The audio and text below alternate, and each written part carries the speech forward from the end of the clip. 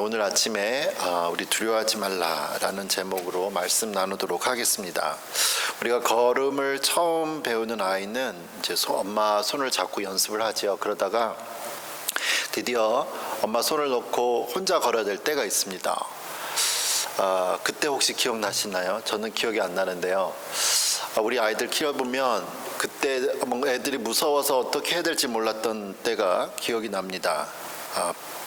몸무게를 뒤에두면은 혹시나 넘어질까, 엄마가 안 잡아주니까 어떻게 할지 모르던 때가 기억이 나는데요. 그러면은 옆에서 막 칭찬해 주죠. 할 수 있다, 격려해 주고 응원합니다. 그러면 두려운 상황에서 막 웃으면서 아이가 칭찬과 격려를 통해서 힘을 얻고 이제 첫 발걸음을 연습하죠.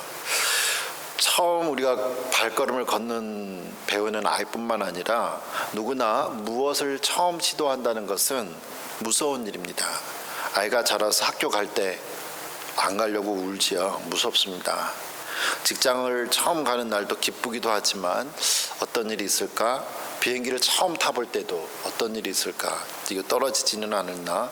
미국을 혼자 처음 오게 될 때도 하여튼 다 모든 일을 처음 하는 건 무서운 일이에요. 그럴 때면 우리는 우리 옆에서 무서워하지 말라고 우리를 격려하는 사람들이 있습니다.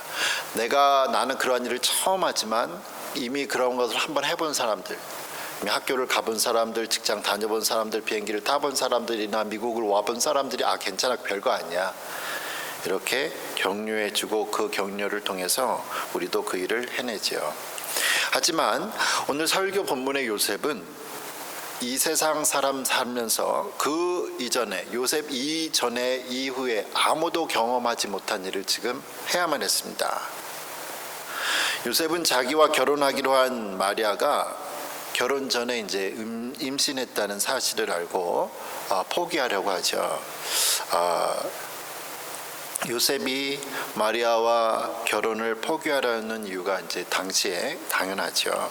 그런데 천사가 요셉의 꿈에 나타나서 마리아 데려오기를 두려워하지 말라고 말을 합니다. 요셉은 이 꿈에서 마리아가 성령님을 통해 임신을 했고 또 그 아이의 이름이 예수이며 이 예수가 사람들을 죄에서 구원하실 분이라는 이 꿈 이야기를 들어요. 우리는 어떠한 이유로 요셉이 그 꿈을 믿었는지는 모릅니다. 하지만 우리가 알 수 있는 것은 요셉은 이 꿈을 꾸기 전에 갖고 있었던 두려움을 극복하고 마리아와 결혼했다는 거죠. 오늘 우리가 읽은 성경은 이렇게 아무도 경험해보지 못한 일을 앞두고 두려워하는 모든 사람들에게 두려워하지 말라고 격려하고 있습니다. 특별히 우리가 한 해를 마무리하고 또 새로운 한 해를 맞이하는 시간에 있는데요. 지나간 한 해를 되돌릴 수는 없지만 앞으로 다가오는 새해가 많이 기대가 되면서도 사실 어떠한 일이 일어날지 몰라서 우리가 두렵습니다. 그러나 사랑하는 성도 여러분, 미래에 어떠한 일이 일어날 것을 놓고 두려워하지 마십시오.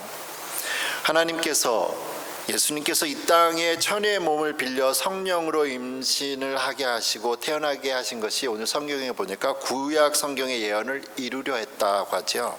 이미 다 구약에서 하나님이 계획하신 것이 이루어진 것처럼 지금도 하나님께서는 우리가 알 수 없는 미래의 삶, 여러분의 삶을 통해 하시려고 하는 그 일을 다 하나님은 예비하셨고 계획하셨습니다. 하나님께서 하시려는 계획을 듣고 믿는 사람이 하나님의 계획에 크게 쓰임받을 수 있죠.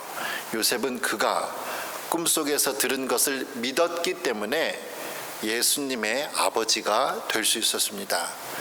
만일 요셉이 그 꿈을 꾸고 나서 생각이 복잡해져서 이것저것 따졌으면 그는 마리아를 데리고 올 수가 없었습니다. 하나님을 믿는 사람들은 이렇게 단순한 사람들, 심플한 사람들이라는 거죠. 예수님은 우리가 하나님의 나라에 들어가려면 어린 아이와 같이 되어야 한다고 말씀하셨습니다. 예수님은 여기서 어린 아이의 순진함을 예로 드시면서 하나님의 말씀을 그대로 믿는 순진한 믿음, 순수한 믿음을, 단순한 믿음을, 심플한 믿음을 요구하시죠. 그러니까 요셉이 천사의 말을 듣고 두려워하지 않고 마리아를 데리고 올 수 있었던 것은 그가 철저히 하나님의 말씀을 온전히 순진하게 믿었기 때문입니다. 우리가 맞이하는 이 성탄절은 우리에게 요셉이 보여준 하나님의 말씀을 믿는 순진한 믿음을 회복해야 하는 시간입니다. 마치 어린 나무는 나뭇가지가 연해서 우리가 원하는 대로 그 모양을 맞추어 갈 수 있죠. 잡아줄 수 있습니다. 하지만 시간이 지나서 오래된 나무는 딱딱해져서 구부리려고 하면 부러져요. 주인이 원하는 모습을 만들 수가 없습니다.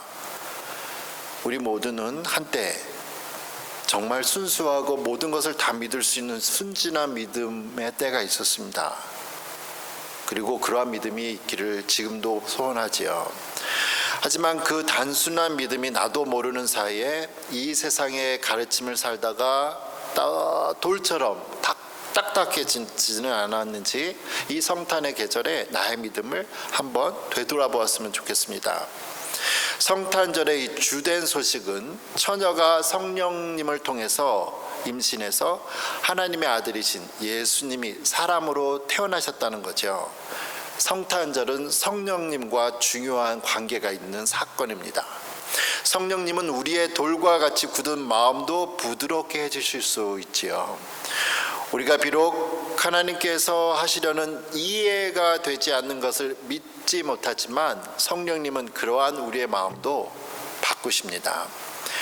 구약성경 에스겔 33장 26절에 이렇게 말씀하여 또 새 영을 너희 속에 두고 새 마음을 너에게 주되 너희 육신에서 굳은 마음을 제거하고 부드러운 마음을 줄 것이다 고 하나님이 약속하셨습니다.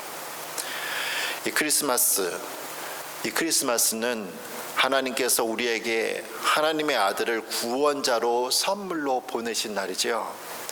우리의 구원의 선물이 되신 예수님을 보내신 성령님은 우리에게도 지금 아기처럼 부드러운 새로운 마음을 주신다고 약속하셨습니다. 그리고 주셨습니다. 이 부드러운 마음을 통해 우리는 예수님께서 원하시는 모습으로 변화해 가는 거죠.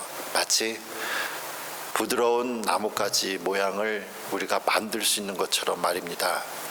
성령님께서 우리를 도와주셔서 우리는 하나님께서 우리를 통해서 하시려는 믿을 수 없는 일들도 믿음으로 받아들이게 됩니다.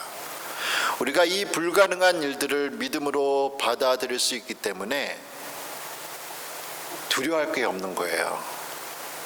우리가 이 세상을 살아가면서 어떠한 일을 만나도 두려워하지 않게 되는 이유는 우리가 성령님을 통해서 우리의 하나님께서 우리 아버지라는 것을 알게 되기 때문입니다. 우리가 하나님의 자녀라는 것을 알아요. 마치 아이들이 부모님이 내 편에 있으면 하나도 무서울 것이 없는 것처럼 우리는 하나님의 자녀인 것을 우리가 압니다. 성령님을 통해서.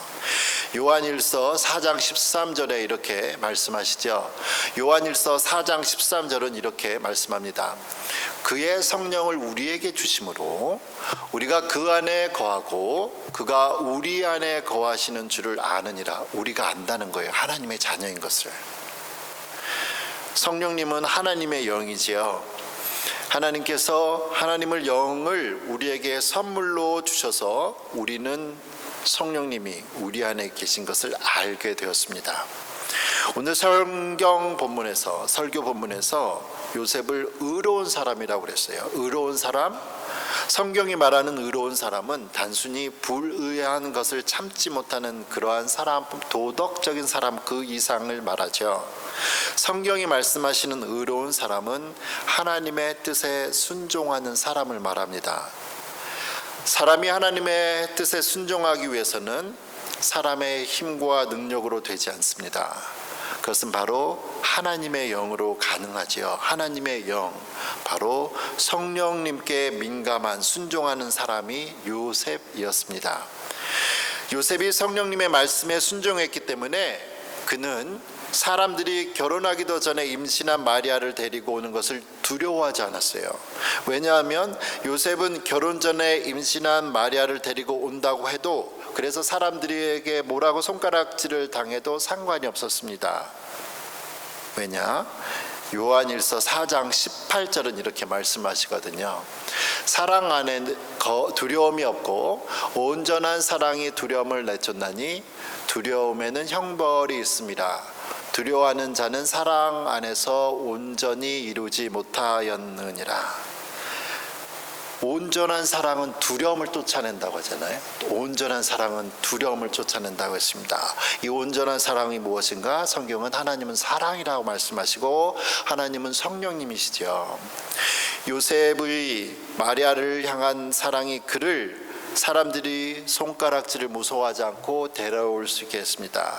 그의 마리아에 대한 사랑이 사람들이 자기와 마리아를 어떻게 말하는 것보다 더 컸기 때문에 두려워하지 않았죠. 왜냐하면 요셉은 성령님의 말씀을 믿었고 성령님을 사랑했고 하나님을 사랑했고 마리아를 사랑했습니다.